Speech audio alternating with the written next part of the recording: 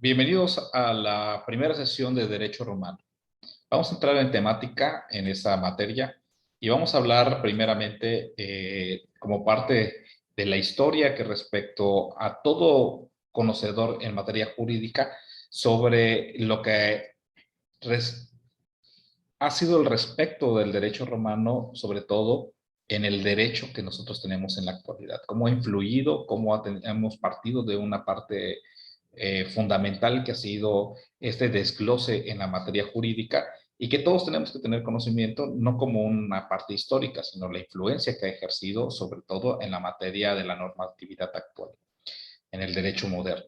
La introducción al derecho romano, el fondo político-social y del derecho romano periodizado.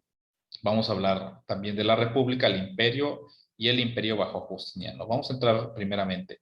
¿Qué es el derecho romano? Es una disciplina formativa. ¿Por qué? Porque todos los conocedores en materia jurídica debemos de tener esta función, el conocimiento de la función básica introductiva que nos permite conocer la ideología y la parte jurídica, la construcción jurídica de lo que es el estudio del derecho. La visión histórica que brinda el punto de partida en la visión jurídico-histórica general, y el derecho romano es la piedra angular de nuestro derecho actual. El mundo se encuentra dividido en dos grandes familias del sistema jurídico, que es la anglosajona, el common law, el derecho común, que también viene por parte de Asia, y el romanista, que en este caso tenemos toda la parte jurídica en materia de la formalidad, que hasta nuestra época se sigue ejerciendo, sobre todo la influencia en nuestra propia normatividad.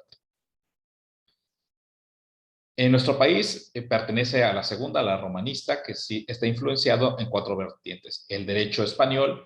Recordemos que independientemente del derecho romano que surge en una época importante del imperio, con el paso del tiempo también va evolucionando, pero también crea una influencia respecto a otros tipos de derecho, como el derecho español, que también influye en nuestro Código Civil, el derecho napoleónico, que sirvieron en la creación de las codificaciones mexicanas, el estudio del corpus juris, que es realizado a través del estudio de diversas generaciones de juristas mexicanos, y el influjo dogmático pandectística, que en gran autoridad, sobre todo de los romanistas alemanes, que también ingieren y vierten sus conocimientos, pero también el estudio de lo que se ha desglosado en la actualidad para el derecho moderno.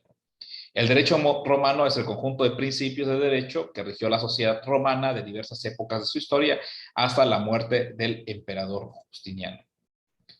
El concepto del derecho romano es ese conjunto de normas e instituciones jurídicas que tuvieron vigencia en determinadas etapas del pueblo romano y abarcó desde los comienzos de la civitas quaritaria en la caída de Roma y el Imperio Romano de Occidente hasta la muerte del emperador Justiniano.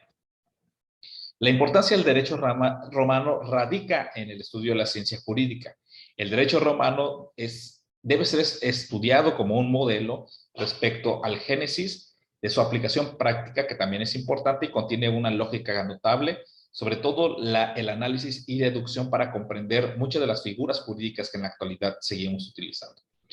Si bien es sabido que el derecho tiene esa aptitud y perfeccionamiento para la construcción y aplicación del derecho, porque es el primer compendio que también surge para la aplicación, sobre todo de las actividades jurídicas que realizaba el individuo, eh, también nos es útil e indispensable para comprender la historia romana.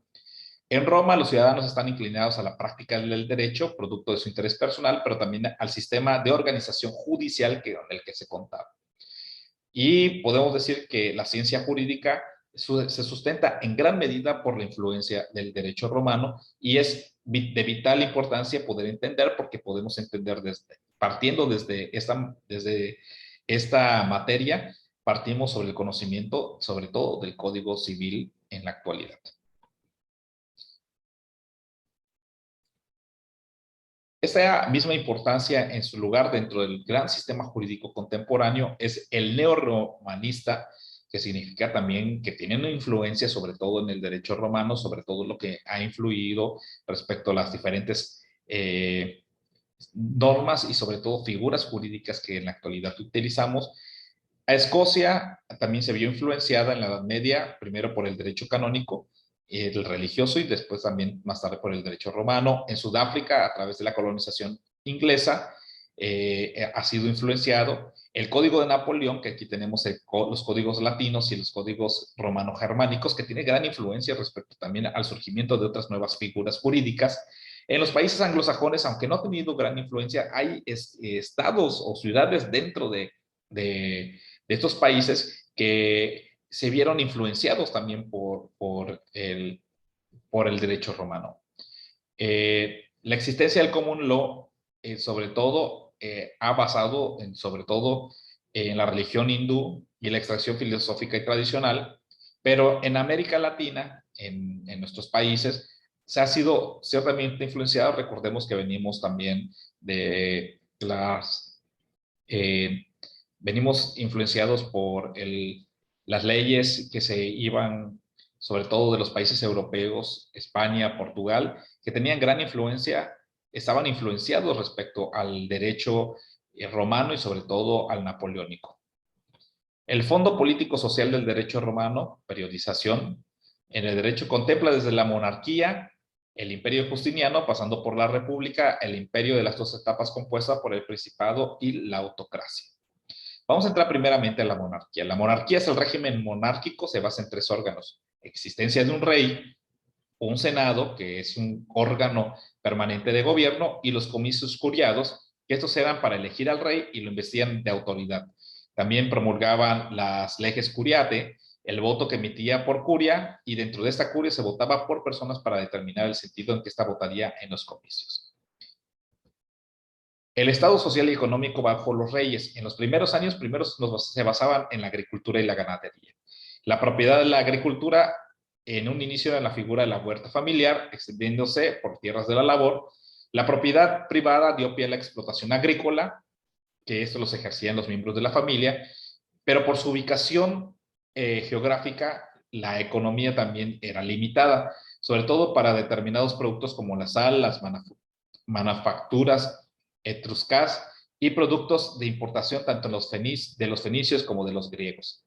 La influencia comercial se basaba en la costa italiana, la religión se basaba en las divinidades impersonales manifestadas a través de los fenómenos naturales y que posteriormente, con la influencia de los griegos, adoptaban determinados dioses, y en el hogar existía el fuego doméstico sagrado que estaba cuidado o custodiado por el jefe de familias. Y este fuego existía en un lugar familiar y que era una divinidad encargada de la protección del hogar. En el siglo XVI antes de Cristo, la escritura y el alfabeto fueron introducidos en Roma. Ahora hablemos sobre las gens. Las gens, ¿qué es? La gens es la conceptualización de una agrupación familiar y viene por el término gentilicio, que es del pater familias. La familia se componía por la potestad absoluta del jefe o el pater familias, y que eran sometidos todos los varones, los no emancipados, solteros o casados, sin importar la edad, y mujeres que hubieran pasado por matrimonio u otras familias. La mujer del pater familias, las mujeres de todos los descendientes, varones casados, y las personas dadas en adopción a cualquiera de sus descendientes. Todos estos pertenecían, ahora sí, a la potestad absoluta del paterfamilias. La clientela consistía en el hecho de que un hombre libre se acogiera a la protección de un ciudadano patrono o al grupo familiar o a la gentilidad. Los patricios eran una clase gobernante que era la aristocracia y deliberaba los intereses de la ciudad. Y por último estaban los plebeyos, que estaba conformado por los vencidos, la masa de la población necesaria para la acción militar y para el trabajo que realizaba la actividad o la vida económica de la ciudad. El rey. El rey en un periodo monárquico duró aproximadamente 250 años, en el cual los gobernaron 7 reyes cuyo poder se encontraba limitado únicamente por el Senado. El rey era el sumo pontífice, el jefe del ejército y el magistrado que impartía justicia. Cuando un rey moría, el nuevo monarca debería ser electo por los comicios de la curia. Mientras tanto, gobernaba un interrex que provenía igualmente del Senado. Esta fue vitalicia, pero no fue hereditaria. Recordemos que era el Senado quien elegía en su momento al rey. El Senado era un consejo de ancianos patricios, la aristocracia, que consistía en asesorar al rey.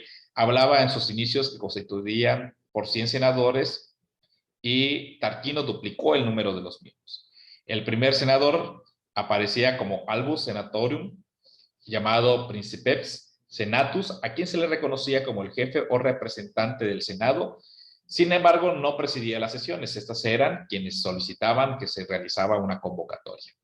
En un principio, los tribunos o la plebes no estaban autorizados para participar. Sin embargo, con el paso del tiempo y la evolución, también lograron espacios dentro de este Album Senatorium para que también deliberaban respecto a las acciones que posteriormente, primeramente eran hereditarias y posteriormente ya eran electas. Los comicios en Roma era una forma de poder directa a través de los comicios populares, de las reuniones que se ejercían por los pueblos y sobre todo existían los comicios por curias y los comicios centurianos. Eso es para la elección, sobre todo lo relacionado a la religión, al lugar, a los comicios y sobre todo a las curules. La caída de la monarquía con este régimen público, todo gobernado que no estaban contentos ni satisfechos con sus representantes y por lo que dio caída a la monarquía. Y se establece la república. A través de esto, el rey, en apoyo a la Asamblea Popular del Senado romano, resolvió a 2 cónsules reemplazaran al gobierno monárquico. Existen 2 cónsules magistrados que fungían como ges pretor y se reservaron el imperio. El consulado o magistraturas, los cónsules, esos eran supremos magistrados, tenían el pleno poder, imperium, que anteriormente habían ostentado al rey, excepto la religiosa. Y posteriormente se hicieron en figuras de pares y crearon la suprema magistratura y la restauraron. La consilia plebis y tribunos de la plebe, estos en espacios que se iban instaurando, sobre todo que la plebe iba consiguiendo espacios y que en momentos de que ya el Senado de los patricios hereditarios ejercía demasiado poder, la plebe quería un reconocimiento y elegían a los tribunos de la misma y a los ediles plebeyos, quienes auxiliaban a los primeros. La asimilación de patricios y plebeyos. Existían 2 tipos de pretores, el pretor urbano, la declaración de derechos, y el pretor peregrino, que era respecto a los extranjeros y únicamente entre extranjeros. Esa es la nueva reorganización que se tuvo que realizar en la conceptualización de que se iban buscando espacios por parte de la plebe. Las transformaciones socioeconómicas de lo agrario, que tantas conquistas también generó en su momento, también una movilización de esclavos extranjeros, productos principalmente de las conquistas que realizaban el Imperio Romano. Pero como toda etapa también entró en una etapa de crisis, y en esta etapa de crisis las continuas guerras con Cartago, y la clase campesina se vio afectada, hubo mala administración de las provincias, aunado de las guerras civiles se suscitan los 2 triunviratos. El imperio, a través del principado y la autocracia, primeramente, el Senado confirió el título de Augusto a una persona de carácter sagrado que recibe el nombre de provincias ocupadas y se le atribuye la facultad de convocar al Senado. En el poder de atender la reestructuración de las leyes, existe un nuevo orden político instalado por Octavio, y en esta época conocida como la diarquía. Entre los príncipes comparten poderes con el Senado. En estas transformaciones económicas, surgió el siglo de oro de la literatura latina, el cristianismo también ha sido perseguido, pero posteriormente bienvenido y adoptado para proporcionar unidad y fortaleza. Nuevos grupos bárbaros se instalan alrededor del imperio y la producción, existía poca producción y mucho consumo. Las reformas que se realizaron por Diocleciano y Constantino. El primero dividió el imperio en Oriente, asimismo gobernó personalmente y eligieron a un César. Instauró una reforma monetaria y subdivide las provincias. Y Constantino cambia la política hacia el cristianismo, deja a un lado las tradiciones romanas e instituye la permanencia de la clase de acuerdo a la actividad y no a la herencia. La división del imperio. El emperador cumplía con funciones tanto de fuentes de derecho como fuentes de autoridad y las provincias nombran a preciades de orden para determinados cargos. Y las filtraciones de invasiones de los bárbaros que se realizaron, el imperio de Justiniano y por último la evolución post-justiniana que la da las tendencias del derecho de Justiniano.